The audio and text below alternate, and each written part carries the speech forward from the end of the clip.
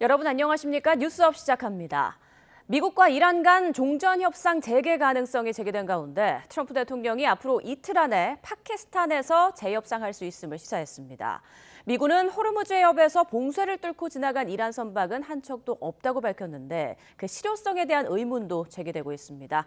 워싱턴 연결해 보겠습니다. 신윤정 특파원, 먼저 트럼프 대통령 발언부터 자세히 정리해 주시죠. 네, 트럼프 대통령은 현재 시간 14일 미국 일간 뉴욕 포스트와의 전화 인터뷰에서 앞으로 이틀 안에 뭔가 일어날 수 있다고 말했습니다. 파키스탄 수도 이슬라마바드에 머무르고 있는 기자에게 거기 머물러야 한다. 우리가 그곳으로 갈 가능성이 더 커졌다면서 이같이 말했습니다. 트럼프 대통령이 이틀이라는 구체적인 시한을 제시하면서 이르면 이번 주 중 미국과 이란 간 2차 종전 협상 가능성이 커진 것으로 보입니다. 트럼프 대통령은 1차 회담에서 미국이 이란에 최소 20년간 우라늄 농축 프로그램을 중단할 것을 요구했다는 미국 언론 보도에는 불만을 표했습니다. 트럼프는 이란이 핵무기를 가질 수 없다고 말해왔다면서 따라서 20년이라는 기간은 마음에 들지 않는다고 말했습니다. 유예 조치가 합의를 유도할 수도 있지 않겠느냐는 질문에는 이란이 승리했다고 느끼게 하고 싶지 않다고 답했습니다. 그러나 미국의 이런 20년 중단 제한이 사실이라면 트럼프가 승인했을 가능성이 큰 만큼 이런 발언은 이란의 핵 포기를 끌어내겠다는 의지 차원일 수 있습니다. 결국 미국이 최우선순위로 요구한 우라늄 농축 금지와 관련해 양국이 어느 정도 선에서 타협점을 찾을지가 재협상의 관건이 될 전망입니다. 이런 가운데 지난 주말 1차 협상에 나섰던 제이디 벤스 미 부통령은 트럼프 대통령이 이란과 작은 합의가 아닌 포괄적 합의를 원한다고 말했습니다. 벤스 부통령은 조금 전 조지아 대학교에서 열린 연설에서 미국과 이란 사이에는 하룻밤 사이에 해결될 수 없는 많은 불신이 존재한다면서도 이란이 합의를 원하고 있다며 이같이 말했습니다. 이어 현재 협상 진행 상황에 대해 긍정적으로 생각한다며 휴전 상태는 잘 유지되고 있다고 덧붙였습니다. 앞서 벤스 부통령은 언론 인터뷰에서도 이란과의 협상에서 진전을 이뤘다며 추가 협상은 이란에 달려있다고 말하기도 했는데요. 발언 잠시 들어보겠습니다. We did make some progress in the negotiation. The big question from here on out is whether the Iranians will have enough flexibility, whether the Iranians will accept the critical things that we need to see in order for things to get done. 네, 그렇다면 이란 측의 입장은 어떻습니까? 네, 마수드 페제시키안 이란 대통령은 인터뷰에서 이란은 혼란을 원치 않는다면서도 공격을 받는다면 굴복하지 않을 것이라고 말했습니다. 페제시키안 대통령은 미국과 이스라엘이 무슨 권리로 이란을 공격했냐고 지적하면서 이란은 국제법을 어기지 않았다고 주장했는데요. 잠시 들어보겠습니다. ما الان با هر کی صحبت میکنیم میگیم ما در چارچوب قوانین بین المللی بپذیرید. ما خلاف قوانین بین الملل عمل نمیکنیم. شما همون حقوق بین الملل ما رو بپذیرید. 페제시키안 대통령은 전날 마크롱 프랑스 대통령과 전화 회담에서도 종전을 위한 미국과의 대화는 국제법 틀 안에서만 이루어질 것이라고 말했습니다. 국제법을 지켜 교량 공격 등을 멈춘다면 대화를 재개할 가능성을 시사한 것일 수 있어 보입니다. 네, 그런가 하면 미국이 호르무즈 해협 역봉쇄에 나선 지는 이제 하루가 지났는데 해협 움직임에 대한 주장들도 엇갈리고 있군요. 네, 미군은 호르무즈 봉쇄 첫 24시간 동안 봉쇄를 뚫은 이란 선박은 없었다고 밝혔습니다. 미국의 대이란 군사작전을 지휘하는 미 중부사령부는 상선 6척이 미군 지시를 따라 오만만의 이란 항구로 재진입했다면서 이같이 밝혔습니다. 미 현지 매체들은 미 당국자들을 인용해서 지난 24시간 동안 20척 이상의 상선이 호르무즈 해협을 통과했다면서 이란을 오가지 않는 선박의 운항은 제한적으로 회복되고 있다고 보도했습니다. 그러나 일부 언론들은 이란 항구를 출항한 일부 선박까지 해협을 빠져나갔다면서 미군 봉쇄의 실효성에 의문을 제기하고 있습니다.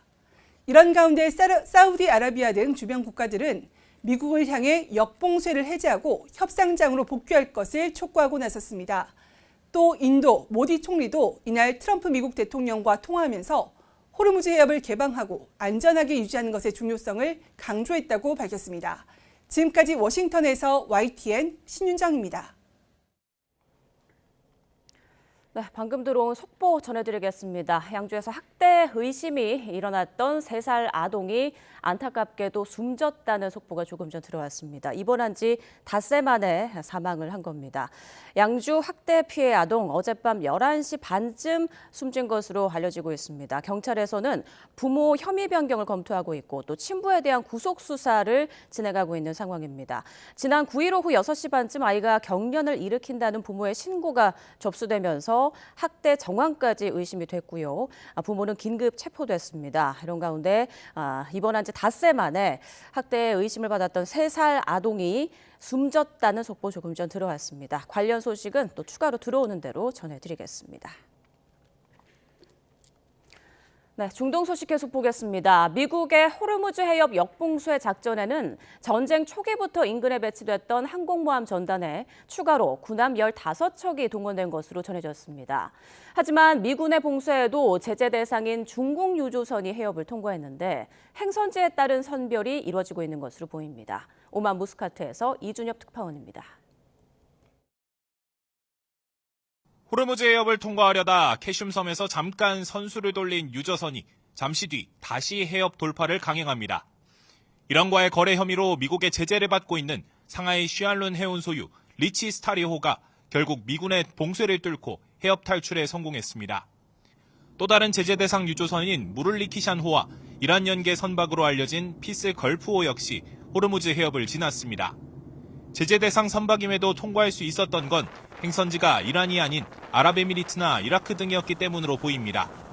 앞서 미군은 이란의 항구를 드나드는 선박이 봉쇄 대상이라고 밝힌 바 있습니다. 하지만 이란은 미군의 경고에도 선박이 해협을 통과했다면서 미군이 못 막은 거라고 주장했습니다. 미군의 해협 봉쇄에는 항공모함 전단과 강습 상륙함을 포함해 15척이 넘는 군함이 투입됐습니다.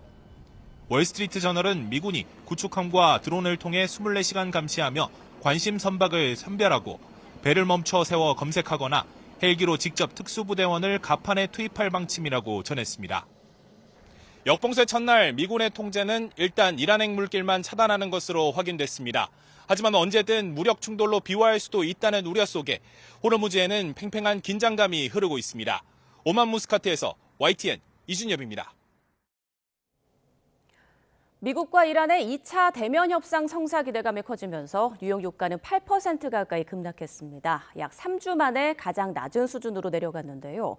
또 뉴욕 증시는 미국의 도매 물가 지수가 안정세를 보이며 에너지 쇼크가 경제 전반에 전이되진 않은 것으로 나타나 상승 마감했습니다. 뉴욕에서 이승윤 특파원입니다. 뉴욕 유가 기준인 5월 인도분 서부 텍사스산 원유 가격은 전장 대비 7.87% 떨어진 배럴당 91.28달러에 마감했습니다. 종가 기준으로 3주 만에 가장 낮은 수준인데 미국과 이란의 2차 대면 협상 가능성이 반영됐습니다. 뉴욕 증시도 미국과 이란이 휴전이 끝나기 전에 회담을 재개할 것이라는 기대감과 도매 물가 지수의 예상 밖 안정세에 동반 상승 마감했습니다. 도매 물가로 불리는 미국의 3월 생산자 물가지수 PPI의 전월 대비 상승률이 예상보다 낮은 0.5%로 집계되면서 투자 심리가 개선됐습니다. 다만 전년 대비 상승률은 4%로 지난 2023년 2월에 4.7% 이후 3년 만에 가장 높았습니다. 특히 에너지 가격은 이란 전쟁 여파로 전월 대비 8.5% 급등했는데 특히 휘발유 가격이 전월 대비 15.7% 폭등한 게 큰 영향을 미쳤습니다. The higher oil stays, the more of an inflation concern that there is. And ultimately, that translates into a slowdown for the U.S. economy because 70% of our economic growth, GDP growth that is, comes from consumer spending. 다만 식품 가격이 전월 대비 0.3% 하락하고 서비스 가격이 정체한 게 유가 상승의 충격을 상쇄한 배경이 됐습니다. 생산자 물가는 일정 시차를 두고 최종 소비재 가격에 반영된다는 점에서 소비자 물가의 선행 지표로 받아들여지고 있습니다. 다만 경제 전문가들은 트럼프 대통령의 돌발 행동에 따라 사태가 언제든지 급변할 수 있어 앞으로 상황이 나아질 것이란 확신이 시장에는 아직 부족하다고 진단했습니다. 뉴욕에서 YTN 이승윤입니다. 취업 통계 속보입니다. 전체 취업자가 2달째 20만 명대 증가했지만 청년층 취업자 감소세는 계속됐습니다. 국가데이터처는 3월 전체 취업자는 2,879만 5천 명으로 1년 전 같은 달보다 20만 6천 명 증가했다고 발표했습니다. 2월 23만 4천 명에 이어 취업자 수는 2달째 20만 명대 증가세가 이어졌습니다. 연령대별로는 60세 이상에서 24만 2천 명 늘었지만 15세에서 29세 청년층은 14만 7천 명 줄었습니다. 청년층 고용률은 43.6%로 전년 동월 대비 0.9%포인트 하락했습니다. 산업별로는 보건복지 서비스업이 29만 4천 명 증가한 반면 전문 과학기술 서비스업은 6만 1천 명 감소했습니다. 정부가 호르무즈 해협 안쪽에 고립된 우리 선박의 정보를 이란 측에 공유한 것으로 알려졌습니다. 전쟁 장기화 우려 속에 우리 선원과 선박의 안전을 위해 적극적으로 협의에 나선 것으로 보입니다. 홍선기 기자가 보도합니다. 정부는 최근 이란 측에 호르무즈 해협에 갇힌 우리 선박 관련 정보를 공유한 것으로 알려졌습니다. 이란에 파견된 정병하 외교장관 특사를 통해 우리 선박의 선사와 화물 종류 그리고 목적지 등 배에 관련된 정보를 제공한 겁니다. 이란 측 고위인사들과의 접촉을 통해서 중동 정세에 대한 의견을 교환하고 우리 국민과 선박, 선원의 안전, 또 우리를 포함한 모든 선박의 통항 문제 등에 대해 협의하고 있습니다. 이란은 그동안 우리나라에 대해 호르무즈 통행을 금지하는 적대국은 아니라면서도 통행 협의를 위한 선박 정보를 요구해왔습니다. 선박 소유국뿐 아니라 화물의 목적지 등이 적대국과 관련이 있는지 확인해야 한다는 겁니다. خوشبختانه اتفاقی تا کنون واسه شناورهای کره‌ای نیفتاده و همونطوری هم که در گفتگوی وزرای خارجه دو کشور گفتگوی تلفنیشون که غروب دوشنبه برگزار شد. 정부는 그러나 우리뿐 아니라 모든 선박의 항행이 보장돼야 한다는 입장 속에 이란과의 개별 협의에는 신중한 입장을 유지해 왔습니다. 그런데 이란 측에 선박 정보를 공유하고 통항 허용을 위한 적극 협의에 나선 건 전쟁 장기화에 대한 부담 때문입니다. 이재명 대통령은 최근 미국과 이란의 휴전 국면에서 하루빨리 선원과 선박을 귀환시키라고 지시하기도 했습니다. 가장 시급한 과제는 현재 호르무즈 해협에 발이 묶인 우리 선원들과 선박들을 안전하게 귀환시키는 일입니다. 그러나 미국의 역봉쇄로 호르무즈 해협의 긴장도가 다시 높아지는 상황에서 이란과의 개별 협의가 성과를 낼 수 있을지는 미지수입니다. 이런 가운데 개별 협상과 별도로 국방부가 영국과 프랑스가 호르무즈 해협 재개방을 논의하기 위해 추진 중인 다자회의 참여를 검토하는 등 국제사회와의 공조에도 힘을 싣기로 했습니다. YTN 홍성기입니다. 에마뉴엘 마크롱 프랑스 대통령과 키어 스타머 영국 총리가 오는 17일 호르무즈 해협에서의 안전한 통행을 위한 국제 화상회의를 공동 주최합니다. 엘리제국은 현지 시간 14일 이번 회의가 순전히 방어적인 임무에 기여할 준비가 된 국가들을 대상으로 한다며 호르무즈 해협에서 항행의 자유를 회복하기 위한 계획을 논의할 것이라고 밝혔습니다. 영국 총리실 대변인도 이번 회의는 분쟁이 끝난 후에 국제 해운 보호를 위한 다국적 계획을 위한 노력을 진전시킬 것이라고 밝혔습니다. 미국은 참석하지 않으며 중국과 인도도 초청받았으나 두 나라의 참석 여부는 불확실한 것으로 전해졌습니다. 미국과 이란의 종전 협상에 전 세계 이목이 쏠려 있지만 마쿠에선 미국과 중국의 냉혹한 패권 다툼이 벌어지고 있습니다. 미국은 중국의 이란 무기 지원서를 명분 삼아 에너지 보급로를 차단하는 이른바 역봉쇄로 베이징에 목줄을 죄고 있습니다. 박영진 기자입니다. 이슬라마바드 협상장 긴장감의 이면엔 미국과 중국의 갈등이 깔려 있습니다. 최근 불거진 중국의 이란 무기 지원설에 대해 미국은 즉각 강력한 경고를 날렸습니다. President, there's U.S. intelligence that China is preparing to ship weapons to Iran. Have you spoken with President Xi? China's going to have big problems, okay? 트럼프 대통령의 경고는 호르무즈 해협 역봉쇄로 이어졌습니다. 유가가 치솟는 가운데 중국 입장에선 저가 에너지 생명선이 끊어지는 상황. 미국은 직접 군사력을 소모하는 대신 이란산 저가 원유에 의존해온 중국 경제에 치명상을 입히겠다는 심산으로 보입니다. 그래서 중국이 스스로 이란의 팔을 비틀게 만들겠다는 겁니다. 중국도 곧바로 날선 반응을 보였습니다. 我们反对无根据的抹黑或恶意关联。 겉으로는 강경하지만 중국의 속내는 타들어가고 있습니다. 이란 원유 최대 수입국으로서 시세보다 20% 이상 저렴하게 에너지를 공급받아온 중국 제조업 생태계가 붕괴 위기에 처할 수 있기 때문입니다. 결국 중국이 파키스탄과 손잡고 호르무즈 즉각 개방을 내건 중재안에 매달리는 건 자국 경제를 지키기 위한 처절한 생존 전략으로 풀이됩니다. 무기 지원서를 근거로 대중국 압박 수위를 높인 미국과 에너지 공급망 안정을 위해 조기 종전이 시급한 중국. 종전 협상장은 단순한 중재의 공간을 넘어 미중 양국이 중동의 새로운 에너지 질서와 주도권을 놓고 벌이는 치열한 외교적 격전장이 되고 있습니다. YTN 박영진입니다.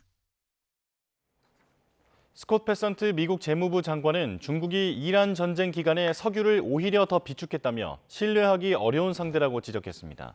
베선트 장관은 워싱턴 DC 국제금융협회에서 기자들과 만나 중국은 지난 5년간 3번이나 신뢰할 수 없는 글로벌 파트너로 드러났다고 말했다고 로이터 통신 등이 보도했습니다. 베선트 장관은 중국이 이란의 호르무즈 해협 봉쇄로 인한 글로벌 석유 부족 사태에 도움을 주기보다는 석유를 더 비축하고 일부 상품 수출을 제한했다고 말했습니다. 이스라엘이 레바논 내 친이란 무장정파 헤즈볼라와 교전을 이어가는 가운데 미국의 주선으로 이스라엘과 레바논이 직접 협상을 시작했습니다. 헤즈볼라의 무장 해제에 대해 논의했는데 33년 만의 만남이었지만 큰 성과 없이 끝났습니다. 신호 기자입니다.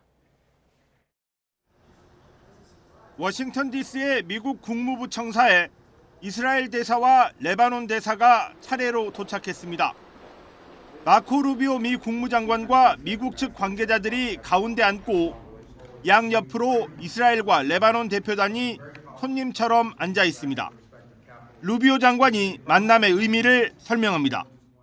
We have to remember the Lebanese people are victims of Hezbollah. The Lebanese people are victims of Iranian aggression, and this needs to stop. 이스라엘과 레바논 간의 휴전과 레바논의 친이란 무장정파 헤즈볼라의 무장 해제 문제를 논의하는 자리입니다. 미국은 이란과 휴전을 개시하면서도 이스라엘의 레바논 공격은 휴전 대상에서 제외하고 이렇게 별도의 협상을 주선했습니다. 하지만 이스라엘이 레바논에서 벌이는 교전이 레바논 정규군이 아닌 헤즈볼라를 상대로 한 것이기 때문에 처음부터 성과를 내기는 쉽지 않았습니다. So these negotiations are between the state of Israel and the state of Lebanon, but the state of Lebanon itself, the present government, seems unable to finally tame Hezbollah and to rein in their influence in Lebanon. 앞서 헤즈볼라는 이스라엘과의 무의미한 회담을 취소하라고 레바논 정부에 요구했습니다. إذعان واستسلام وتجريد للبنان من قوته. نحن ندعو والفرصة لا زالت متاحة إلى موقف تاريخي بطولي بإلغاء هذا اللقاء التفاوض. 33년 만에 이루어진 이스라엘 레바논 고위급 회담은 앞으로 두 나라가 직접 협상하기로 한다는 합의만 이룬 채 2시간 반 만에 끝났습니다. 휴전을 논의하는 회담이 진행되는 와중에도 이스라엘은 레바논 남부를 공습했고 헤즈볼라는 이스라엘 북부 지역을 향해 로켓을 발사했다고 각각 주장했습니다. YTN 신호입니다. 국제사회의 시선이 이란 전쟁에 쏠려 있는 지금 팔레스타인 가자 지구에서는 휴전이 무색하게 이스라엘의 공습이 이어지고 있습니다. 유럽연합 시민 100만 명은 집단 학살과 인권 침해를 자행하고 있다며 이스라엘과의 협력을 전면 중단하라고 촉구하고 나섰습니다. 이경아 기자입니다. 공습으로 어수선한 가자시티의 병원. 한 남성의 고통스러운 울음소리가 이어집니다. 3살 아들 야히야를 이스라엘의 폭격으로 잃은 겁니다. 힘없는 손을 하염없이 쓰다듬는 아버지 옆에는 피 묻은 운동화가 놓여 있습니다. أبوه جابوا بعد بنات يعني وحيد لأبوه إيش ذنبه إيش جريمته المفروض اليوم يلبس بدلة عرس. 이날 하루 가자지구 전역에서 벌어진 이스라엘의 공격으로 어린이 2명을 포함해 6명이 숨지고 10명 가까이 다쳤습니다. 지난해 10월 이스라엘은 하마스와 휴전에 합의했지만 가자지구 공격을 멈추지 않고 있습니다. 휴전 7개월 동안 숨진 팔레스타인 주민은 750명. 가자 전쟁으로 사망한 팔레스타인인 가운데 80% 이상이 민간인이라는 분석도 나왔습니다. 유럽연합 시민 100만 명은 가자 지구에서 집단 학살과 인권 침해를 조직적으로 자행하는 이스라엘과 협력을 전면 중단하라고 촉구했습니다. 지난 1월 시작한 서명운동이 석 달 만에 100만 명을 넘기면서 EU 집행위원회는 이 문제를 공식 검토할 의무가 생겼습니다. 폴란드 의회에서는 대량 학살에 항의하는 한 의원이 나치 문양을 그려넣은 이스라엘 국기를 들고 등장했습니다. 여기에 이란 전쟁까지 더해져 이스라엘을 바라보는 국제사회의 시선은 한층 냉랭해졌습니다. In considerazione della situazione attuale che stiamo vivendo, ha deciso di sospendere il rinnovo automatico dell'accordo di difesa con Israele. 전범 혐의로 체포영장이 발부된 네타냐후 총리는 이스라엘을 비난하는 국가에 대가를 치르게 할 것이라며 여론전에 몰두하고 있습니다. YTN 이경아입니다. 네, 계속해서 전문가 두 분과 함께 중동 상황 자세히 살펴보겠습니다. 박원곤 이화여대 교수, 백승훈 한국외대 중동연구소 전임연구원 나오셨습니다. 안녕하십니까? 네, 안녕하세요. 네, 지금 미국과 이란이 2차 협상을 준비 중이라는 보도가 나오고 있고 또 트럼프 대통령은 향후 이틀 안에 파키스탄에서 뭔가 일어날 수도 있다라는 말을 했습니다. 그래도 휴전 기간 내에 2차 협상 얘기가 나오는 걸로 봐서 좀 기대감이 나오고 있는 것도 같은데 어떻게 보십니까? 네, 이번에는 트럼프 대통령 쪽에 미국 쪽에서 좀 세게 얘기가 나왔죠. 그래서 뭐 트럼프 대통령은 뭐 이번 이틀 안에 우리가 만날 수 있다, 회담이 다 성사될 수가 있다, 뭐 이야기가 나왔는데 오히려 이란이 조금 지금은 유보적입니다. 왜냐하면 다음 회담 관련해서 정보 없다 이렇게 얘기를 하고 있고 물론 페제스키안 대통령이 한번 나와서 이야기는 했죠. 그래서 협상이 진행되더라도 국제법 안에서 국제법 테두리 안에서 하겠다 이렇게 얘기를 했죠. 그래서 뭐 이미 우리 벤스 부통령이 협상장을 차고 나올 때도 결렬을 했다고 우리도 보도하고 좀 걱정스럽게 봤지만 본인은 그냥 우리의 조건은 다 던졌고 이란이 어떻게 나오는지 보겠다 하고 이란도 그때 다 세게 부딪히지는 않았습니다. 그냥 우리는 기술 전문, 실무 전문은 끝까지 작성을 해서 끝까지 이야기를 해보겠다라고 해서 협상은 계속 진행되고 있구나라는 생각을 하고 있었는데 이번에 이런 이야기들이 나오고 구테하스 유엔 사무총장도 이제 곧 회담이 될 거라고 하니 이 회담이 좀 빠른 시일 내에 21일 정전 기간이 끝내기 전까지 휴전 기간이 끝나지기 전까지는 한번 고위급 회담이 열릴 것 같다 그렇게 보고 있습니다. 네, 지금 조금 전 벤스 부통령이 한 대학 연설에서 이번 중동 사태와 관련해서 여러 가지 또 발언을 하고 있는 것 같은데 이란이 합의를 원하고 있다면서 지금 굉장히 긍정적으로 상황을 보고 있다라고 말을 했습니다. 그리고 트럼프 대통령이 작은 합의가 아닌 포괄적 합의를 원한다라는 말을 했다고 하는데 이건 어떤 의미일까요? 이번 협상이 이루어질 가능성이 컸다라고 저도 생각을 하고 또 트럼프 대통령의 그 발언이 일종의 트럼프 대통령의 협상 수리죠.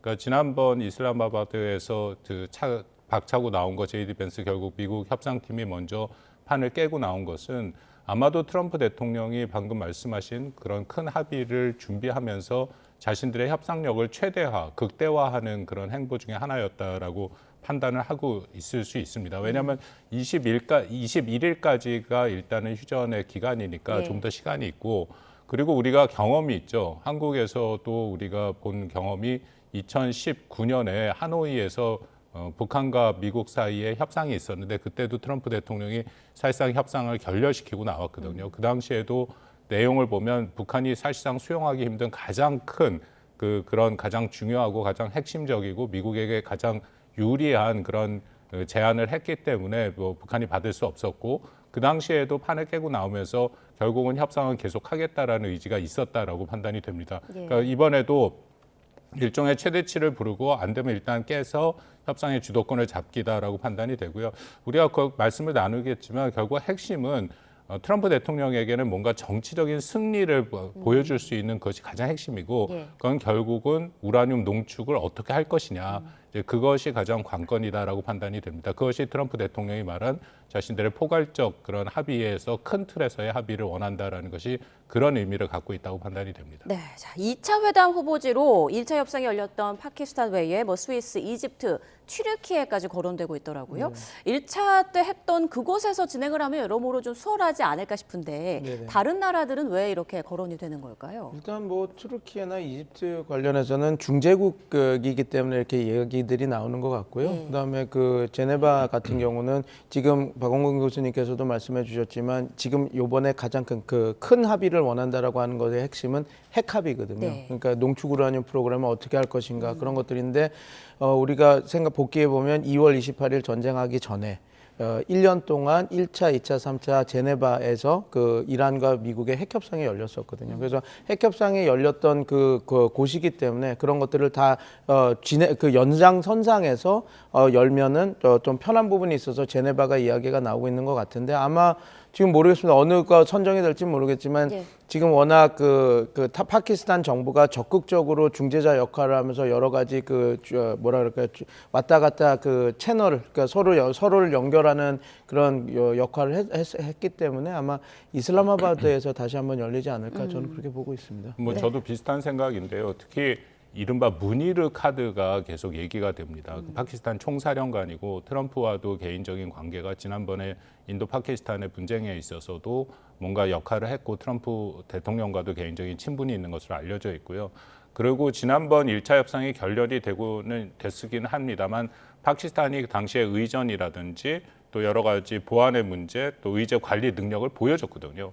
결렬이 됐지만 판이 깨지진 않았다. 그리고 사실은 협상이 이뤄진 거에도 보면 파키스탄과 물론 중국의 영향력이 있다라고도 알려지고 있습니다만 양쪽을 오가면서 상당 부분 그런 것을 했다. 이제 그렇다면은 역시 다시 한번 파키스탄으로 가는 것이 유리하지 않을까 싶고요.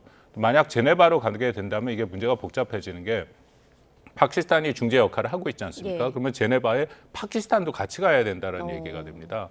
그렇기 때문에 트럼프 대통령이 여전히 다른 곳에서도 할 수 있다라는 식으로 얘기를 하긴 하지만 현재로서는 파키스탄의 역할을 본다면 장소도 역시 파키스탄이 될 가능성이 좀 크지 않을까 그렇게 생각합니다. 그런데 교수님, 휴전 기간 연장 없이 그러니까 며칠 안에 2차 회담이 열린다면 이번에 뭔가 타결이 될 가능성이 높은가 이 부분이 궁금하거든요. 그거는 쉬워 보이진 않습니다. 결국은 우라늄 농축 문제고요. 그리고 우리가 21일이 1차 휴전 기간이라고 얘기하는데 그것은 가능성을 좀 열어놓고 봐야 된다고 생각이 되는 게 만약 그때까지 협상이 진행이 되고 있는데 협상이 완전히 깨져서 결렬이 되지 않는다면 휴전 기간은 다시 늘릴 수도 있겠죠. 2주가 됐던 3주가 됐던 늘릴 수도 있다. 결론적으로 제일 중요한 것은 어쨌든 양측이 일정 수준 만족할 수 있는 그런 합의안이 나와야 되는데요. 여기서 또 핵심은 농축 우라늄 문제로 다시 들어갈 수밖에 없다. 그러니까 트럼프 대통령에게는 어쨌든 2015년에 오바마 행정부가 했던 포괄적 핵 공동계획 JCPOA라고 불리는 핵 합의보다는 나은 것을 자기가 했고 그리고 뭔가 승리의 서사가 필요한 거죠. 이제 더 이상 이란은 핵을 개발할 수 없기 때문에 미국은 안전했다. 그렇다면은 나머지 디테일한 거는 트럼프 대통령이 별로 생각하는 사람이 아니기 때문에 이런 승리의 서사가 필요한 거고 반면에 비슷한 또 서사가 이란에도 필요한 거죠.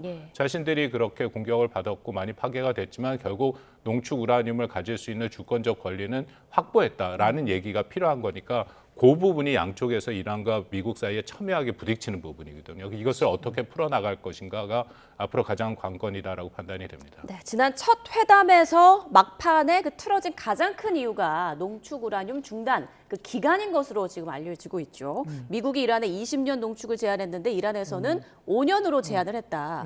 이 20년과 5년 어떤 의미가 있는 겁니까?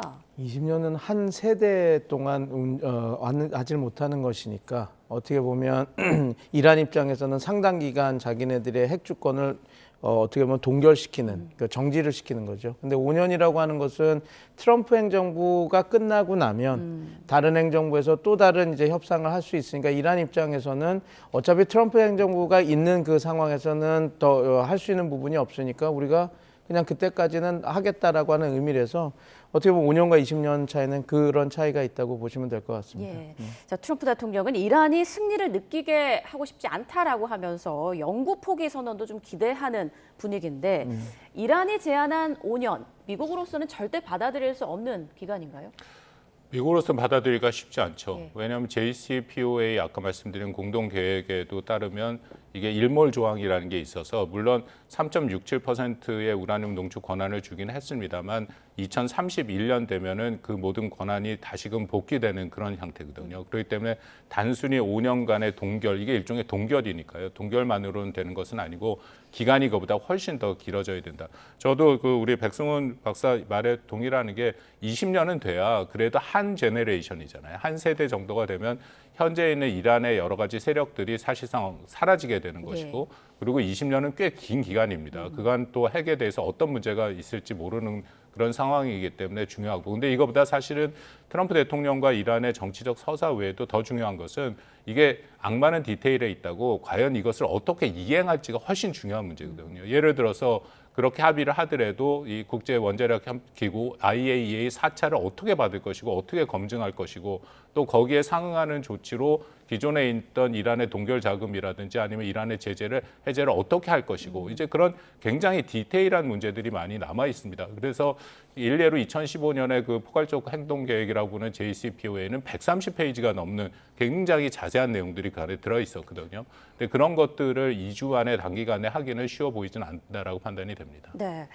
일각에서는 양측이 중간 정도인 한 10년 정도에서 합의를 보지 않겠느냐 이런 전망도 나오고 있는데 어떻습니까? 어떻게 좀 조율이 될 거라고 보세요? 지금 근데 박원근 교수님께서도 말씀해 주셨듯이 일몰 조항이 10년이라서 트럼프 대통령은 그거는 받지는 않을 겁니다. 왜냐하면 미국 입장에서는 특히 트럼프 대통령 입장에서는 오바마 행정부에서 했던 안보다는 우리가 더 나아야 된다 이렇게 얘기를 하고 있을 것 같아서 근데 지금 한 가지 더 말씀드리고 싶은 부분은 이 연도는 그렇게 중요한 부분은 아닌 것 같습니다. 물론 이제 한 세대 그거는 의미가 있기 때문에 미국에서 이야기가 나왔던 부분이고 그거보다 더 중요한 것은 박원근 교수님께서도 말씀해 주셨지만 어떻게 이란 핵을 관리 통제하느냐가 제일 중요하거든요. 그래서 지금 만약에 이게 동결로 간다고 한다면 이게 동결이었으면 미국도 상당히 양보를 한 겁니다. 원래는 얘기가 나온 건 폐기였거든요. 그러니까 완전히 그 CVID 우리가 북한한테 우리가 요구했던 그러니까 완벽하고 불가역적이고 그다음에 검증 가능한 폐기를 원했을 건데 지금은 동결로 가졌거든요. 그러면 동결이라고 하는 걸 갔을 때 그러면 이제 많이 양보를 한 건데 그럼 미국 측에서 원하는 것은 우리가 엄청난 컨트롤을 이란의 핵을 통제하고 컨트롤하고 제한했으면 좋겠다라고 하는 건데 그럼 박원경 교수님께서 얘기하셨던 IAEA의 93 추가 의정서 그러니까 모든 핵시설에 대해서 우리가 사찰을 할 수 있고 만약에 증거만 있으면 그 자리에서 또 다 사찰을 할 수 있고 핵 활동이 아니라 핵시설을 지으려고 하는 단계 그냥 계획만 있어도 다 보고해야 되는 그 엄청난 그거를 해서 만약에 이란이 그것에 사인을 해준다면 연도는 어느 정도 미국도 좀 약간 이렇게 유도리를 돌려서 좀 해줄 수 있다. 그런데 그런 것들이 아니면 20년, 10년, 15년 이런 것들이 그렇게 크게 그 트럼프 대통령 입장에서는 와닿지는 않을 거다. 저는 그렇게 보고 있습니다. 네, 두 분의 공통적인 의견이네요. 또 하나 그 핵심 의제 중에 하나가 440kg 정도 있다고 하는 60% 농축을 하는 이거 어떻게 처리하느냐 그 관건이거든요. 당연히 미국의 입장에서는 이것 때문에 작년 6월 달에 전쟁을 한 거고 이번 전쟁에도 기억들 하시겠지만 2월 28일 날 트럼프 대통령이 전쟁을 시작하면서 이란은 임박한 위협이고 이란의 핵 문제가 미국에 대한 직접적인 위협이다라고 얘기를 하니까 이 농축된 60%의 우라늄을 사실상 반출을 해내서 그것을 완전히 제거하는 그런 모습을 연출해야 그래야 이번 전쟁의 명분과 승리를 선포할 수 있는데 또 이란의 입장에서 보면 아니 이것 때문에 전쟁을 시작이 됐고 자신들이 그렇게 많이 희생을 당했는데 이거를 또 미국이 원하는 수준으로 다 반출할 수는 없다라고 그래서 스스로 희석하겠다라고 그 희석한다라는 의미는 어쨌든 이란이 그 우라늄 농축에 대한 자신의 그런 권한을 갖겠다라는 그런 생각을 갖고 있기 때문에 그 부분도 굉장히 하나의 양측에 지금 첨예하게 맞부딪히고 있는 그런 것 중에 하나다라고 판단이 됩니다. 네, 20년이나 5년이냐, 농축을 하려면 중단 기간도 물론 중요하지만 디테일적인 부분, 감시와 통제, 사찰은 어떻게 할 것이냐, 고농축 우라늄은 어떻게 처리를 할 것이냐 이런 부분들이 더 협상에 좀 난제가 될 수 있다라는 말씀 두 분께서 모두 해주셨습니다. 자, 그런데 협상이 만약에 좀 이루어진다고 해도 이스라엘에서는 이스라엘에서는 또 어떻게 반응할 것인가. 네타냐후 이스라엘 총리가 미국과 이란의 협상 결렬 직후 벤스 부통령이 자신에게 연락을 해서 관련 내용을 보고를 했다라고 말을 했고요. 매일같이 이렇게 트럼프 행정부로부터 관련 사항을 보고받고 있다라고 말을 했습니다. 이 부분은 좀 어떻게 이해할 수 있을까요? 그게 지금 영어 표현을 제가 정확히 확인을 봐야 될 텐데요. 예. 보고를 했다라는 것은 사실은 좀 적절치 않은 표현이다라고 생각을 합니다. 왜냐하면 이란의 전쟁에 대해서 현재 이스라엘과 미국이 같이 협력을 하고 있는 상황인데 네. 일방이 일방한테 보고한다기보다는 전황은 당연히 양쪽에서 공유를 하겠죠. 이스라엘이 갖고 있는 정보도 미국한테 전달이 되고 미국도 당연히 이 여러 가지 협상을 비롯해서 모든 상황을 공유하고 있을 테니까. 근데 중요한 것은 우리가 뭐 계속 여러 차례 얘기하고 다들 알고 계시라고 생각합니다만 이스라엘이 생각하는 전쟁 목표와 미국이 생각하는 전쟁 목표가 여전히 차이가 크다라는 것이 확인이 되고 또 이번 협상의 가장 관건 중에 하나가 앞에서 농축 우라늄도 있습니다만 결국 레바논에 있는 헤즈볼라 세력에 대한 공격을 어떻게 할 것이냐. 네. 이것도 가장 핵심이죠. 물론 그것에 대한 최소한의 명분을 갖기 위해서 현재 조금 전에 YTN 보도에서 나왔습니다만 워싱턴에서 미국의 중재하에 그 이스라엘과 레바논의 협상이 있다라고 하는데 그것은 사실상 상당 부분 보여주기고 최소한의 명분을 갖겠다. 예를 들어서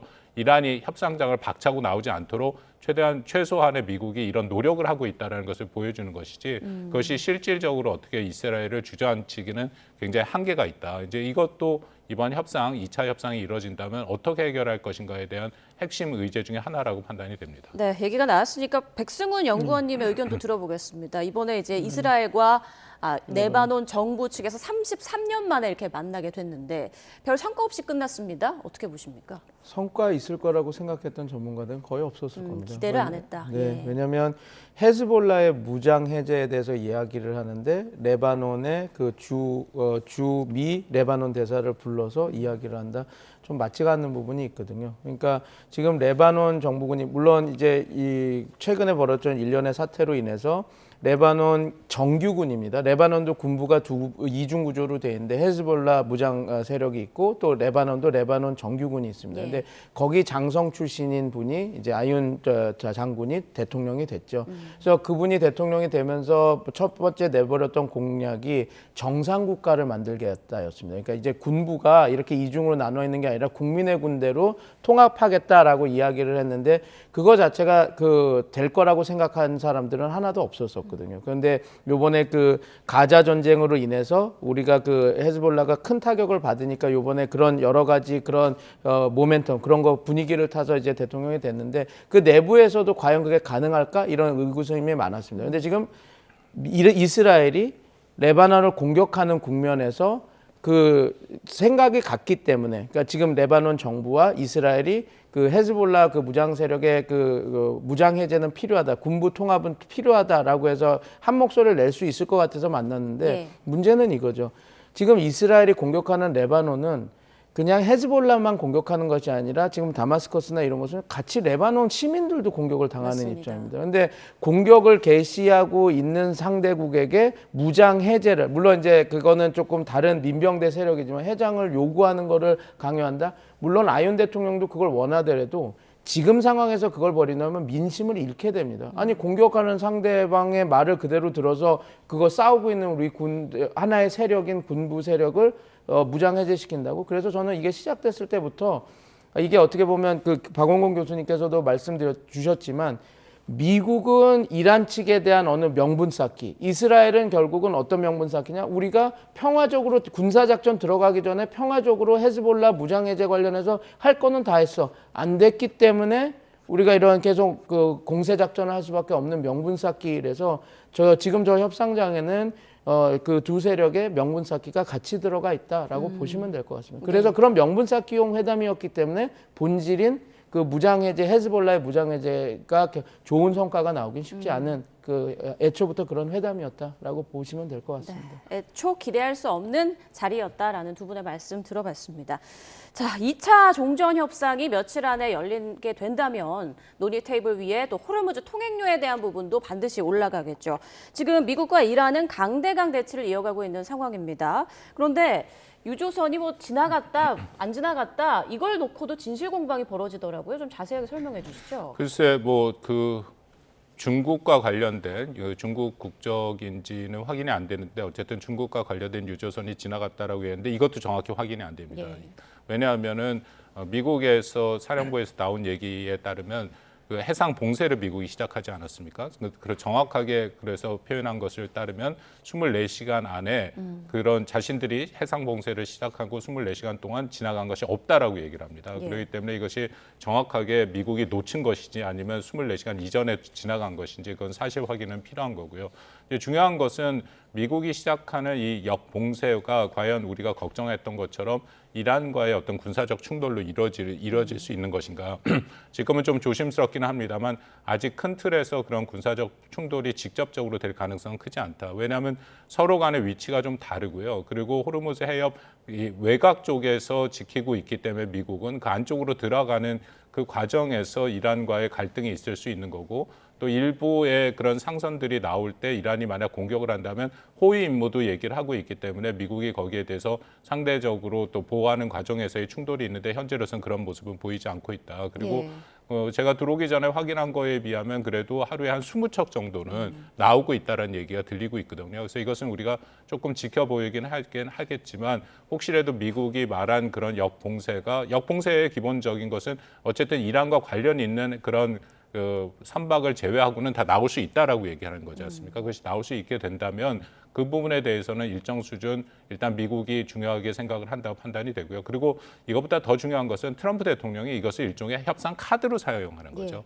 그러니까 역봉쇄라는 것 자체가 그것이 시작된 것이 1차 그 협상 중간에 이미 미국의 구축함 2대가 들어갔고 그 생각을 갖고 있었다는 겁니다. 그렇다면 지금 와서 보면 1차 회담을 결렬시키고 새로운 카드를 갖고 2차 회담에서 호르무즈 해협도 또 역시 중요한 의제 중에 하나니까 미국이 뭔가 레버리지를 갖고 그런 영향력을 행사할 수 있도록 하기 위한 그런 군사적 행동을 시작했다라고 판단이 됩니다. 네, 미국은 항행 통제뿐 아니라 일반 상선 보호, 기뢰 제거까지 해야 하는 그런 상황인 건데 이걸 미국 혼자서 수행하기는 어려울 것 같고 근데 주변국들에서 지금 호응이 그렇게 좋지 않은 것 같습니다. 앞으로 어떻게 좀 진행이 될까요? 트럼프 대통령이 그 국가 리스트를 공개하겠다고 했는데 아직까지 공개는 안 된 걸로 보입니다. 근데 아마 쉽지는 않을 겁니다. 왜냐하면 우리가 다 아는 것처럼 영국 총리가 이제 모아서 40개국 합참의장과 같이 우리가 공동 다자틀의 플랫폼을 만들어서 이 호르무즈 자유항행, 그다음 통항을 위해서 우리가 노력을 하겠다. 그런데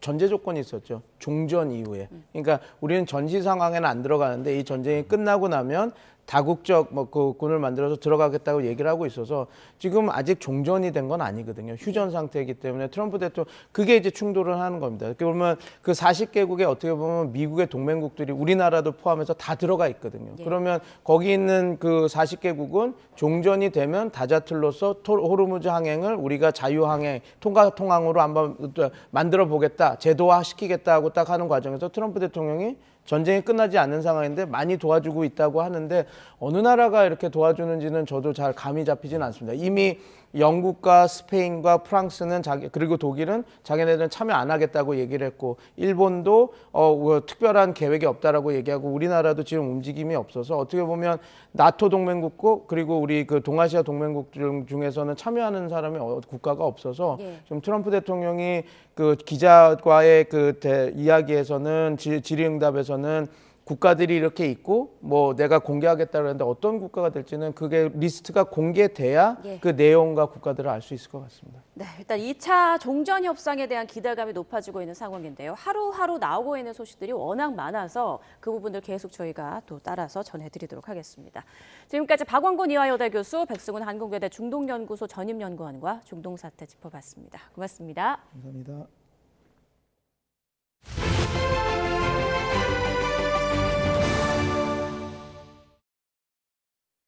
이재명 대통령이 중동전쟁 당사국을 향해 보편적 인권을 강조하며 평화를 향해 가주길 바란다고 말했습니다. 앞서 이스라엘군의 시신 방치 영상을 SNS에 공유한 이후 불거진 외교적 논란을 의식한 것으로도 해석되는데 정치권에선 이 대통령 SNS 글을 두고 공방이 계속됐습니다. 정인용 기자입니다. 이재명 대통령은 국무회의에서 가장 먼저 지난 10일 국회를 통과한 전쟁 추경을 거론했습니다. 예산의 발빠른 민생 현장 투입을 주문했는데 전쟁 당사국들을 향해서도 보편적 인권 보호 원칙을 내세우며 평화를 당부했습니다. 보편적 인권 보호의 원칙 그리고 역사의 교훈을 바탕으로 세계가 간절히 바라는 평화를 향해서 용기 있는 걸음을 내딛어 주시기를 당부드립니다. 일각에선 이 대통령이 최근 1년 반이 지난 이스라엘군의 팔레스타인인 시신 투척 영상을 공유해 불거진 논란을 의식한 거란 분석도 나왔습니다. 이 대통령이 해당 영상을 두고 국제인도법 위반이라고 지적한 이후 이스라엘 외교부는 이 대통령을 규탄하는 성명을 냈습니다. 곧바로 야권에선 중동 전쟁으로 민감한 시기 외교 갈등을 촉발했다는 비판이 뒤따랐습니다. 그럼에도 이 대통령이 재차 인권을 강조한 건 이번 논란에 대한 정면 돌파 의지를 드러낸 거란 해석입니다. 국무회의에 앞서 새벽에도 SNS를 올려 집안 싸움에 집착하다가 지구를 침공한 하성인 편들 태세라며 계속된 야권의 공세를 에둘러 저격했습니다. 반면 국민의힘은 이 대통령이 지난 12일 룰라 브라질 대통령의 과거 이스라엘 규탄 발언 영상을 공유했다가 삭제했다며 새 의혹까지 제기했습니다. 지금 대한민국 대통령의 SNS 계정이 제대로 관리되고 있는가? 참을 수 없는 손가락의 가벼움. 언제까지 부끄러움은 국민의 몫이 되어야 합니까? 여당은 국제사회의 중추국가로서 이스라엘의 인권 침해에 침묵하는 것이야말로 진정한 외교 참사라고 이 대통령을 옹호했습니다. 당장의 마찰이 두려워서 보편적 가치를 외면하라는 야당의 주장은 대한민국을 인권 후진국으로 격화시키는 발언입니다. 중동 전쟁의 파장이 정치권으로도 번지는 모양새인데 지방선거 분위기까지 맞물리면서 대통령의 SNS에 여야 모두 촉각을 곤두세우고 있습니다. YTN 정인용입니다. 이란 전쟁으로 촉발된 트럼프 대통령과 레오 14세 교황 간의 갈등이 중간 선거를 앞둔 트럼프 대통령에게 악재로 작용하고 있다는 분석이 곳곳에서 이어지고 있습니다. 트럼프 대통령이 전쟁을 비판하는 교황 레오 14세를 공개 저격하며 이번 갈등이 시작됐죠. 자신이 아니었으면 교황이 되지도 못했을 거라며 정치의 영역에 끼어들지 말고 본분에 충실하라고 쏘아붙였습니다. 트럼프 대통령은 여기에 더해 자신을 예수처럼 표현한 이미지를 SNS에 올리며 논란을 키웠습니다. 뉴욕타임스는 이번 사건이 단순 해프닝을 넘어 대통령의 정신건강 이상설에 불을 붙였다고 전했습니다. 핵심 지지층인 미국 보수 기독교계 역시 용납할 수 없는 행위라며 강하게 반발하자 트럼프 대통령은 결국 SNS 이미지를 내리기는 했는데 사과는 끝내 거부했습니다. Well, it wasn't depiction. It was me. I did post it, and I thought it was me as a doctor, and had to do with Red Cross as a Red Cross worker there, which we support, and only the fake news could come up with that one. So no, I don't, because Pope Leo said things that are wrong. He was very much against what I'm doing with regard to Iran, and you cannot have a nuclear Iran. 레오 14세는 미국 출신의 첫 교황으로 미국 내에서 인기가 매우 높죠. 트럼프 대통령이 가톨릭 신자들의 높은 지지를 받아 당선된 만큼 이 싸움이 본전도 못 찾게 될 수 있다는 분석이 나오고 있습니다. 워싱턴 포스트는 지난 2024년 대선 당시 가톨릭 유권자들이 트럼프 대통령을 20%포인트의 압도적 차이로 밀어주며 당선을 도왔다고 전했고요. 뉴욕타임스도 특히 백인 가톨릭 신자들이 트럼프 대통령이 출마한 3차례의 대선에서 상대 후보보다 더 많은 표를 줬다고 분석했습니다. 중간 선거를 앞둔 공화당은 골머리를 앓고 있습니다. 전쟁발 유가 상승 악재도 버거운데 트럼프 대통령의 교황 공격이 선거에 악영향을 미칠 수 있기 때문입니다. 일각에선 가톨릭 신자인 벤스 부통령에게 역할을 촉구하는 목소리가 나오지만 벤스 부통령은 교황이 미국 문제에 개입해서는 안 된다며 트럼프 대통령의 손을 들어줬죠. 끊임없이 적을 만들고 있는 트럼프 대통령. 이번엔 멜로니 이탈리아 총리를 향해 또 강도 높은 비판의 목소리를 냈습니다. 멜로니 총리는 유럽에서 트럼프 대통령과 가장 가까운 지도자로 꼽혔었지만 교황과의 갈등으로 인해 사이가 틀어지고 있습니다. 런던에서 조수연 특파원입니다. 트럼프 대통령이 중동 전쟁에 반대하는 교황을 비판하자 멜로니 이탈리아 총리가 용납할 수 없다며 날을 세웠습니다. 교황이 평화를 촉구하고 전쟁을 규탄하는 것은 옳고 정상적인 일이라고 옹호했습니다. Le dichiarazioni in particolare sul pontefice fossero inaccettabili. Esprimo la mia solidarietà a Papa Leone, le dico di più. 그러자 트럼프 대통령은 이탈리아 언론 인터뷰에서 받아들일 수 없는 것은 멜로니라고 맞받아쳤습니다. 트럼프 대통령은 멜로니 총리가 이란이 핵무기를 가지는 것을 신경 쓰지 않고 핵무기를 제거하려는 미국을 돕고 싶어 하지 않는다고 비판했습니다. 멜로니 총리는 트럼프 대통령과 가장 가까운 유럽 지도자로 꼽혔지만 미국 이스라엘의 이란 공습을 비판하는 등 이번 전쟁 국면에 균열이 감지되고 있습니다. Però quando si è amici e quando si ha degli alleati, particolarmente se sono strategici, bisogna anche avere il coraggio di dire quando non si è d'accordo, che è quello che io faccio. 미국의 호르무즈 해협 역봉쇄로 긴장이 고조되는 가운데 유럽 국가들은 더욱 적극적으로 목소리를 내기 시작했습니다. 미국의 역봉쇄에 불참을 선언한 영국과 스페인에 이어 프랑스와 이탈리아도 조속한 재개방을 촉구했습니다. Que la circulation des navires dans les eaux internationales est un bien commun de l'humanité qui doit être respecté partout et en toutes circonstances. Il est donc urgent que ce blocus puisse être levé.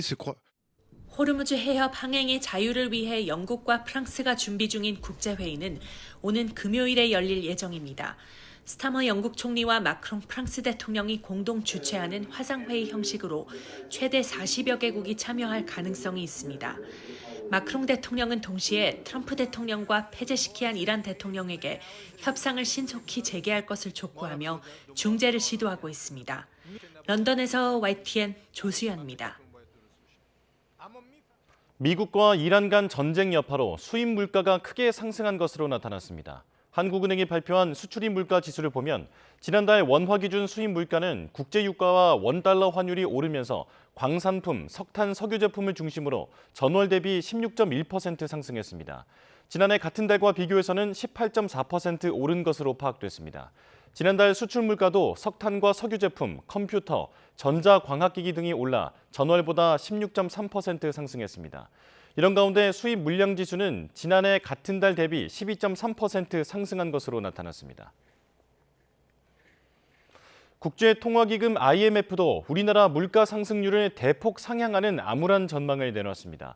성장률 전망은 기존 입장을 유지했지만 물가는 지난해 11월 전망 때보다 0.7%포인트나 높아질 것으로 예측했습니다. 오인석 기자입니다. IMF는 중동 전쟁의 충격으로 세계 경제가 다시 한번 시험대에 올랐다고 평가했습니다. 에너지 가격 상승과 인플레이션 기대 상승, 금융시장 위험회피 심리 확산 등의 경로를 통해 세계 경제에 영향이 파급되고 있다고 진단했습니다. 한국의 올해 물가 상승률은 2.5%가 될 것으로 전망했습니다. 지난해 11월 1.8%에서 0.7%포인트나 대폭 상향 조정한 겁니다. 앞서 경제협력개발기구 OECD도 한국의 올해 물가 상승률을 2.7%, 아시아개발은행 ADB는 2.3%를 예측했습니다. IMF는 올해 세계경제 물가 상승률이 에너지와 식품 가격 급등 영향을 반영해 지난 1월 전망 때보다 0.6%포인트 높아진 4.4%가 될 것으로 내다봤습니다. IMF는 올해 한국 경제 성장률은 지난 1월과 동일한 1.9%로 전망했습니다. 수출 호조에도 불구하고 중동 전쟁에 따른 영향을 받았지만 추경 효과가 보완한 결과로 평가했습니다. IMF는 올해 세계 경제 성장률은 지난 1월보다 0.2%포인트 하향한 3.1%가 될 것으로 내다봤습니다. 최근 세계 경제는 하방 리스크가 지배적이며 전쟁 장기화에 따른 공급망 교란 가능성과 보호무역 확산 가능성 등을 주요 요인으로 꼽았습니다. 다만 무역 긴장이 완화하거나 AI를 통한 생산성 제고가 조기 달성될 경우 상방 요인으로 작용할 수 있다고 평가했습니다. 미국은 에너지 순수출국으로 중동 전쟁의 영향이 제한적으로 반영되며 올해 성장률 전망을 소폭 하향 조정했고, 유로존은 러시아 우크라이나 전쟁부터 누적된 에너지 가격 상승 부담으로 인해 하향 조정됐습니다. 중동과 중앙아시아는 중동의 직접적인 에너지 수출 차질로 성장률이 큰 폭 하향 조정됐습니다. IMF는 향후 전쟁 전개 상황에 따라 성장 전망이 추가로 하향 조정되는 시나리오도 함께 제시했는데, 평균 현물 유가 지수가 배럴당 100달러일 경우 올해 세계 경제 성장률은 2.5%, 배럴당 110달러 때는 2% 내외가 될 것으로 예측했습니다. YTN 오인성입니다. 호르무즈 해협 봉쇄 국면이 길어지는 가운데 중동 산유국이 우리나라 석유 비축기지 활용을 위해 정부와 협의하는 것으로 파악됐습니다. 석유화학 공급망 불안이 커지자 정부는 이번 주 에틸렌 등 기초 원료에 대해 긴급 수급 조정 조치에 나설 전망입니다. 손효정 기자입니다. 다음 달까지 우리 정부와 정유사가 확보한 대체 원유는 1억 1,800만 배럴입니다. 이번 달 4,600만 배럴, 5월은 7,200만 배럴이 도입될 예정입니다. 사우디아라비아와 아랍에미리트 등 중동은 물론 미국과 브라질, 콩고 등 모두 17개국에서 원유를 들여오고 있습니다. 호르무즈 해협 봉쇄가 장기화하면서 원유 수입국뿐 아니라 중동 산유국들의 고민도 깊어지고 있습니다. UAE를 비롯한 일부 산유국은 지정학적 리스크를 덜기 위해 우리 석유 비축기지를 활용하는 방안을 타진하는 것으로 파악됐습니다. 한국을 역외 비축기지로 삼아 원유를 우리 시설에 저장한다면 해협 봉쇄에 따른 불확실성을 낮추고 수출을 이어나갈 수 있기 때문입니다. 정부는 산유국들이 협의를 요청하고 있다며 이러한 비축 사업이 우리 원유 수급에도 도움이 될 거라고 설명했습니다.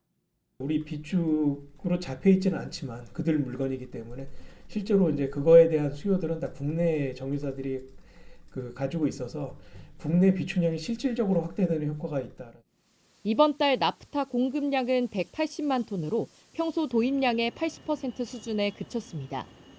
석유화 공급망이 흔들리자 정부는 이번 주 에틸렌과 프로필렌 등 기초 원료에 대해 긴급 수급 조정 조치에 나설 방침입니다. 다만 기초 원료로 만드는 폴리에틸렌과 폴리프로필렌 등 파생 제품은 현실적으로 관리가 어렵다고 보고 이번 수급 통제 대상에서 제외하기로 했습니다. YTN 손효정입니다.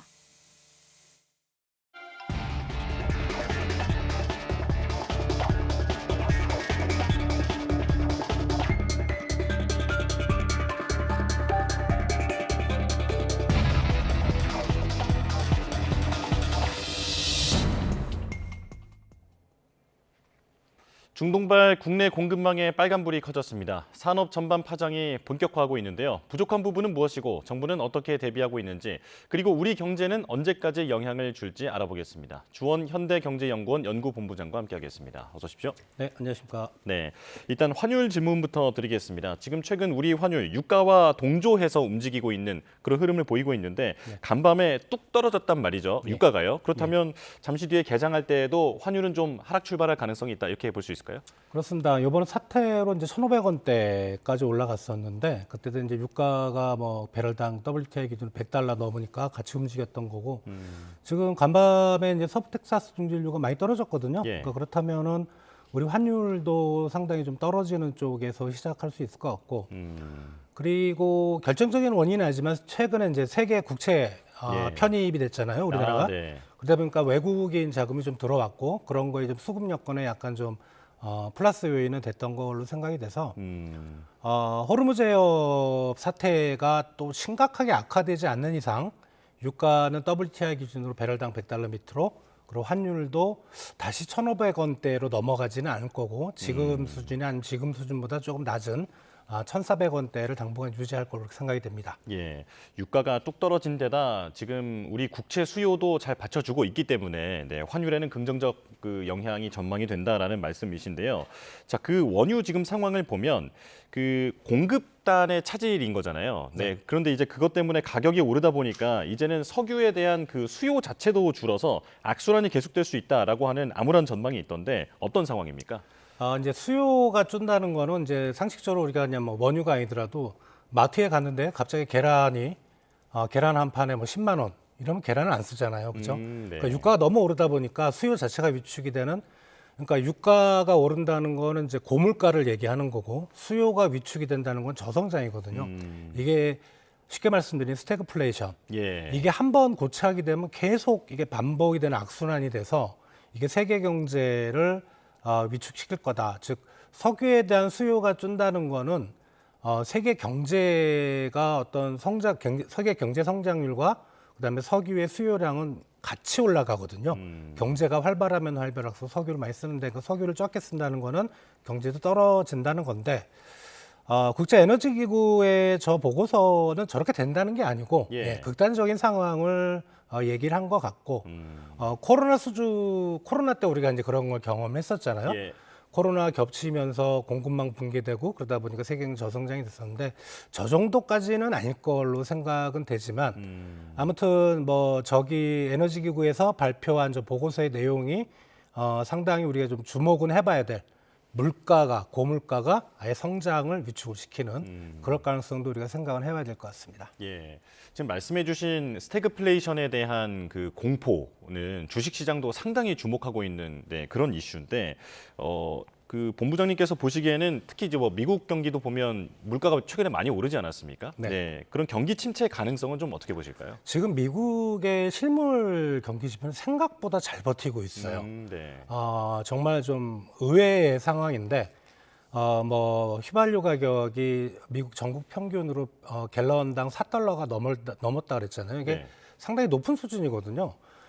그렇다면 이제 미국 소비자들의 구매력이 위축이 돼야 되는데 미국 정부가 경기 부양용의 어떤 재정 지출을 많이 확대를 했던 것 같아요. 그 부분이 어느 정도 좀 상쇄를 하고 있는 것 같고, 다만 이제 고용이라든가 최근에 실물 지표가 성장은 되지만 성장폭이 조금씩 둔화되는 모습은 분명히 보이고 있거든요. 네.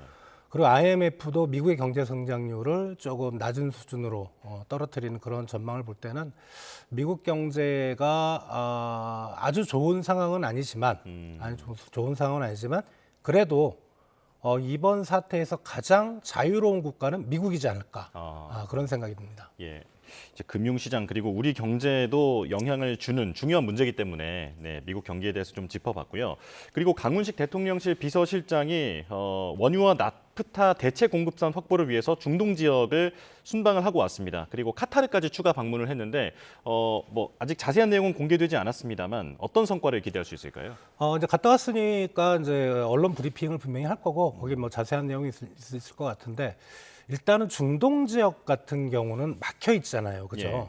우리 비서실장이 갔다고 하더라도 그리고 그 국가들이 우리나라에 상당히 좀 호혜적인 그런 태도를 보여서 많이 수출하겠다고 하더라도 배가 통과 못하니까 그쪽에서는 어떤 가시적인 성과를 좀 내기는 어려울 것 같고 제가 주목하는 거는 이제 카자흐스탄입니다. 카자흐스탄이요? 예, 그쪽에 갔다가 오면서 이제 그쪽에 원유라든가 이런 쪽에 우리나라에 좀 수출을 늘리겠다는 그런 언론의 보도도 있었거든요.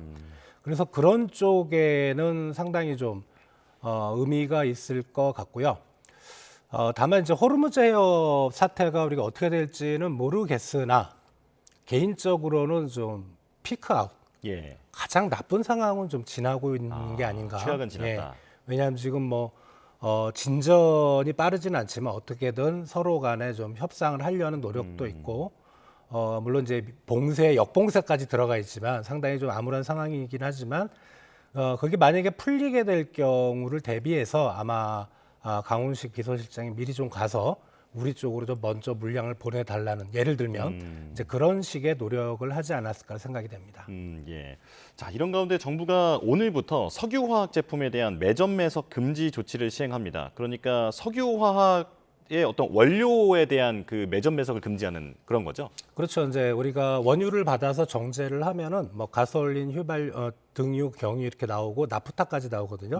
이 나프타부터 이제 석유화학 제품들이 시작되는데 나프타를 이제 다시 또 처리를 하게 되면 에틸렌과 프로필렌이라는 게 나오고 에틸렌, 프로필렌에서 뭐 폴리에틸렌, 폴리프로필렌에서 쭉 해서 석유화학 제품 끝단까지 가는데 그 에틸렌과 프로필렌에 대해서만 그 다음에는 너무 여러 가지 좀 뭐라 그럴까 부산물들이 많고 하니까 일일이 다 컨트롤할 수는 없고 에틸렌과 프로필렌에 대해서는 매점 매석을 금지하는 거기서부터 이제 매점 매석을 금지를 하게 되면 뒷단까지 영향을 미칠 수 있거든요. 그래서 아무래도 호르무즈 해협이 언제 또 풀릴지 모르고 원유 공급이 언제 재개될지 모르니까 정부가 좀 선제적으로 그런 부분에 대한 조치를 취한 걸로 생각이 됩니다. 예. 정부에서는 사실 원유에 대해서 비축유까지는 안 풀어도 된다. 그리고 나프타도 비축분이 있다라고 설명을 하고 있지만 가격이 계속 오르고 품귀 현상이 나타나는 것은 시장의 불안 심리 때문일까요? 이거는 이제 산업을 보시는 전문가 분들에 따라 견해가 틀린데 제가 보기에는 아직 비축률을 안 풀었거든요. 러시아 우크라이나 전쟁 때도 우리가 정부 비축률은 일부 좀 풀었습니다. 근데 정부의 발표를 보면 5월까지는 비축률을 풀 필요가 없다 그런 거 봐서는 아직은 전반적인 어떤 원유부터 시작되는 석유화학의 구조상에 큰 문제는 없는 것 같아요. 다만 이제 언론에 보도되는 바와 같이 뭐 일부 이제 쓰레기 봉투가 없다든가, 뭐 비닐이 없어서 뭐 파종이 안 되는가 이런 좀 일부의 사례는 있을 것 같지만 제가 보기에는 아직은 뭐 경제가 셧다운될 조짐은 없는 것 같고 일부의 사례는 제 개인적인 사견이긴 하지만 사재기가 좀 있지 않을까. 왜냐하면 지금 공장에서 출하하는 것보다 기업 입장에서 그 회사 입장에서는 향후 가격이 더 올라갈 가능성이 더 높아 보이잖아요. 출하하는 시기를 늦추면 더 받을 수 있으니까. 그래서 그런 부분에 영향은 좀 들어가면서 좀 뒷단으로 가면 갈수록 약간의 좀 문제점들은 나오고 있다고 좀 생각이 됩니다. 말씀해주신 부분은 사재기라기보다는 그 공급처가 공급을 좀 줄인다든지 시기를 좀 조절한다든지 그런 영향이 가격 상승으로도 좀 이어지고 있다. 좀 이렇게 보시는 그렇죠? 거죠? 네, 알겠습니다. 자, 그리고 이제 원유와 나프타뿐만 아니라 헬륨, 브롬 같은 그런 중동의 의존도가 높은 소재에 대한 공급 차질 우려도 커지고 있습니다. 이게 또 반도체를 만드는데 꼭 필요한 원료라고 하다 보니까 걱정이 커지고 있는데요. 이건 상황이 어떻습니까? 헬륨하고 이제 브롬 말씀하셨는데 헬륨은 이제 우리 풍선 공중으로 날릴 때 그 가스를 헬륨 가스라고 하는데 이게 반도체 공정에서는 냉각제로 많이 쓰입니다. 그러니까 브롬도 반도체 공정에 좀 많이 쓰이고 헬륨 같은 경우가 이제 무역협회 자료에 따르면 우리가 카타르에서 한 65% 정도 수입을 하고 미국에서 한 30% 정도 수입을 하는데 지금 헬륨은 그 LNG 가스를 생산할 때 부산물로 얻어지는 거거든요. 가스를 LNG를 분해하는 게 아니고 그러니까 거기가 좀 막혀 있다 보니까 이제 못 들어오고 있는 건데 무역협회는 이 지점을 좀 심각하게 보고서에 담긴 했는데 제가 여러 군데를 알아보면 올해까지는 큰 문제는 없어요. 올해까지? 반도체 생산에서 아주 보수적으로 잡아도 올해 상반기 중에는 큰 문제는 없을 것 같고 왜냐하면 미리 재고량을 좀 확보를 해놨고요. 그리고 일부 반도체 기업들은 이제 헬륨 가스를 재사용하는 공정이 들어갔고 그리고 극단적으로는 카타르가 만약에 막힌다면 다른 쪽에서 수입을 할 수도 있는 거거든요. 카타르에서 생산 비중이 높긴 하지만 절대적이진 않습니다. 그래서 무역협회 보고서는 약간 좀 극단적인 경우를 상정을 한 것 같고 제가 보기엔 저것 때문에 반도체 산업이 올해 위협을 받는다. 예를 들어 뭐 생산을 못해 수출을 못한다. 이런 거는 올해까지는 없다고 저는 생각합니다. 직접 파악하시기로는 반도체 쪽의 그 소재 부족 현상 이런 부분은 심각하지는 않은 상황이다. 자, 그리고 한국은행이 3월 수출입 물가 지수를 발표했는데 물가가 껑충 뛰어서 좀 충격을 주고 있습니다. 전월 대비 16.1% 상승, 그리고 전년 대비로 보면 18% 넘게 상승했다라고 하는데 이제 우리 경제에도 물가 상승 계속 이제 압력을 받는다 이렇게 봐야 할까요? 뭐 당연한 거 아니겠습니까? 유가가 올라갔으니까 이제 수입 물가 중에 이제 석탄, 석유 쪽, 그러니까 에너지 쪽 보면은 31%가 올랐어요. 전년 동월 대비. 그러다 보니까 뭐 전월 대비 16%, 전년 동월 대비 18%까지 올라갔는데 수입 물가가 결국은 이제 석유 쪽만 지금은 치고 올라가지만 이게 생각해 보시면은 이제 점점 좀 파급이 될 거 아닙니까? 모든 공업 제품에 다 석유류 제품이 들어가고 그럼 다른 공업 제품 가격이 올라가고 그렇게 되면은 뭐 건설을 거쳐서 우리 서비스 요금까지 이게 점점점 파급이 되는 거죠.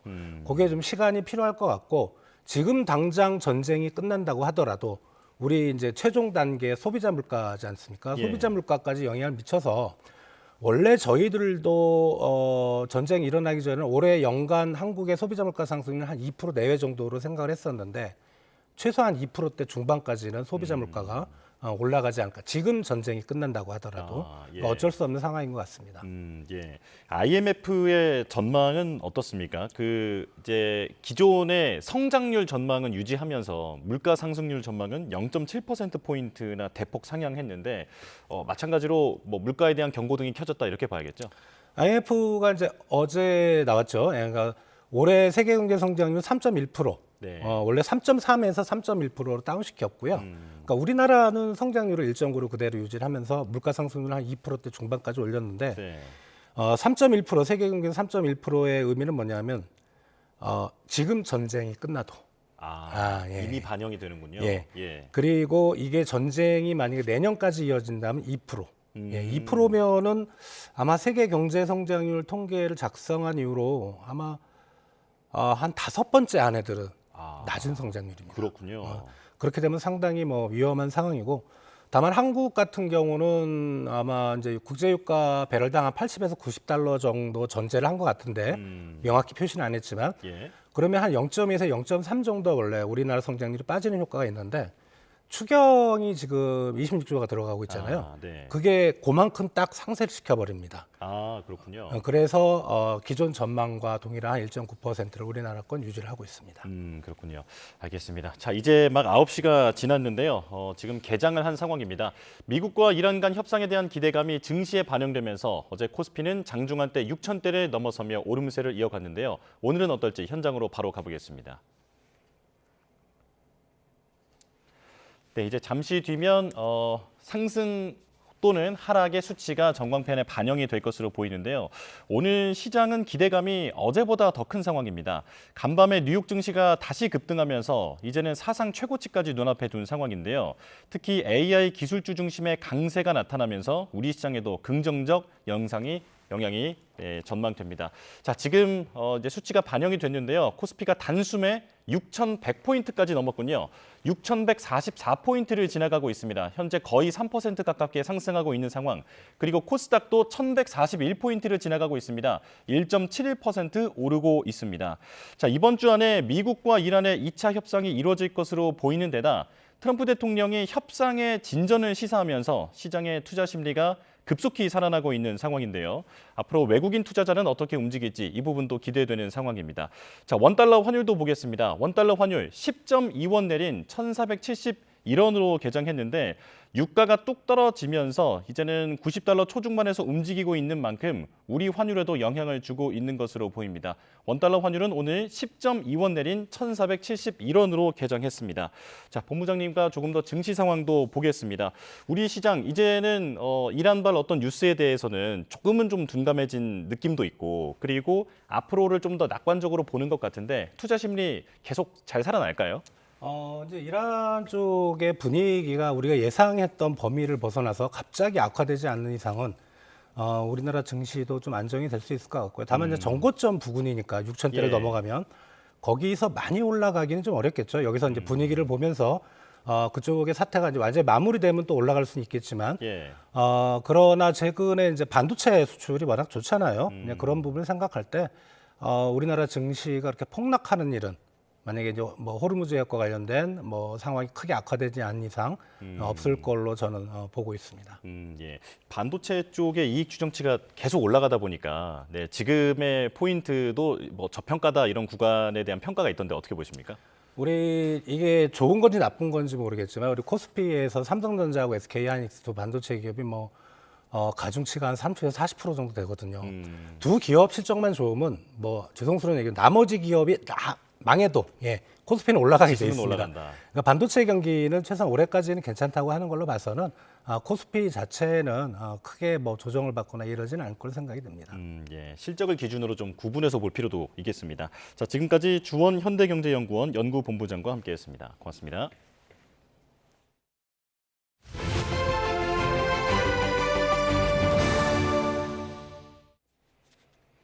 윤석열 전 대통령의 무상 여론조사 혐의 재판에 김건희 씨가 증인으로 출석하면서 부부가 9개월 만에 처음으로 법정에서 재회했습니다. 윤 전 대통령은 증인 신문이 이어지는 내내 김건희 씨를 응시했습니다. 임예진 기자입니다. 윤석열 전 대통령의 무상 여론조사 혐의 재판에 배우자인 김건희 씨가 증인으로 출석했습니다. 윤 전 대통령이 구속된 지난해 7월 이후 9개월 만에 두 사람이 법정에서 다시 만난 겁니다. 전날 다른 재판에 증인으로 나온 김건희 씨에게 마스크를 벗으라고 했던 이진관 재판장은 이번엔 증인 신문에 앞서 마스크 착용 기준을 설명했습니다. 기본적으로 법정에서 마스크 착용을 금지하지는 않지만 증인이나 피고인의 경우 태도나 표정도 신빙성 판단의 요소이기 때문에 마스크를 쓸 수 없다는 겁니다. 곧이어 법정에 들어온 김건희 씨는 재판부 언급 전 스스로 마스크를 벗었습니다. 김 씨가 모습을 드러내자 짧은 탄식을 내뱉은 윤 전 대통령은 옅은 미소를 띤 채 내내 김 씨를 응시했습니다. 김 씨는 피고인 윤석열의 배우자가 맞느냐는 특검의 첫 질문에 그렇다고 답한 뒤 이어지는 질문에는 내내 증언을 거부하겠다는 말만 되풀이했습니다. 30여 분 만에 증인신문이 종료되고 김 씨가 법정을 떠나자 윤 전 대통령은 김 씨를 향해 환하게 웃으며 고개를 연신 끄덕이기도 했습니다. 윤 전 대통령의 무상 여론조사 수수 혐의 재판은 다음 달 12일 변론을 종결하고 오는 6월 1심 판결이 나올 전망인데 같은 혐의로 기소된 김건희 씨는 1심에서 무죄가 나와 항소심 절차가 진행되고 있습니다. YTN 임혜진입니다. 경기도 광주에서 60대 남성이 사실혼 관계였던 여성과 딸에게 흉기를 휘두르고 옥상에서 투신해 숨지는 사건이 발생했습니다. 경찰은 남성이 이별을 통보받자 앙심을 품고 범행을 저지른 것으로 보고 있습니다. 김다현 기자입니다. 경기 광주시에 있는 빌라입니다. 이곳에 살던 60대 남성 A씨는 어제 오후 사실혼 관계였던 50대 여성 B씨와 그의 딸에게 흉기를 휘둘렀습니다. 모녀는 크게 다쳐 병원으로 옮겨졌고 A씨는 범행 직후 옥상에서 투신해 숨졌습니다. 딸내미가 뭐 아빠 하면서 아빠랑 같이 살게 엄마 이렇게 하면 죽어 뭐 아까 막 깜짝 놀랐죠. 그냥 막 소리 지르고 막 그러니까 막. 경찰 조사 결과 A씨는 지난해 말 B씨에게 이별을 통보받았고 가정폭력과 스토킹으로 수차례 신고도 당한 것으로 확인됐습니다. 경찰은 지난 7일 B씨에게 스마트워치를 지급하고 A씨에게 접근과 연락을 금지하는 잠정 조치를 취했습니다. 이런 상황에서 B씨는 자신의 딸과 함께 A씨의 집에 남아있던 짐을 찾으러 갔다가 범행을 당한 겁니다. 경찰은 이별을 통보받은 A씨가 앙심을 품고 범행을 저지른 것으로 보고 있습니다. 다만 A씨가 사망하면서 사건은 공소권 없음으로 종결될 예정입니다. 갓길에 세워진 화물차에 시뻘건 불길이 타오릅니다. 오늘 새벽 1시 50분쯤 인천 남동구 영동고속도로 서창분기점 부근을 달리던 화물차 바퀴가 터지면서 불이 붙은 겁니다. 운전자인 40대 남성이 대피하면서 다행히 다친 사람은 없었습니다. YTN 김다현입니다. 현역 자위대원이 집권 여당인 자민당 행사에서 군국주의를 상징하는 기미가요를 불러 중립성 위반 논란이 불거졌습니다. 자민당이 자위대를 정식 군대로 헌법 조문에 넣겠다며 개헌에 속도를 내는 것이 영향을 준 게 아니냐는 지적이 나옵니다. 도쿄에서 이승배 특파원입니다. 지난 휴일 도쿄에 있는 호텔에서 자민당 당대회가 열렸습니다. 제복을 갖춰 입은 자위대원이 일본 국가인 기미가요를 부르기 시작합니다.